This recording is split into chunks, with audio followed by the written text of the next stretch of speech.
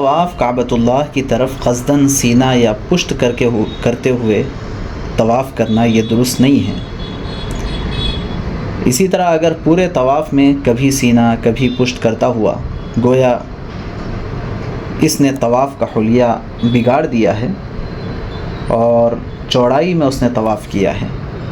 یا طواف کرانے والا الٹا چل کر طواف کراتا ہے، تو اس کو اپنے طواف کا اعادہ کرنا واجب ہے، خواہ الٹا چل کر طواف کرے یا دائیں طرف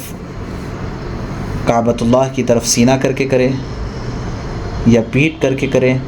یا کبھی ایسا اور کبھی ویسا کرے۔ ان تمام صورتوں میں اعادہ طواف کا واجب ہو جائے گا، اس کو دوبارہ کرنا پڑے گا، اس لیے کہ یہ فطری چال نہیں ہے۔ اور اگر کوئی شخص اس کو لوٹائے بغیر اعادہ کیے بغیر وطن واپس ہو جائے گا تو ترک واجب کا دم اس کے اوپر لازم ہوگا۔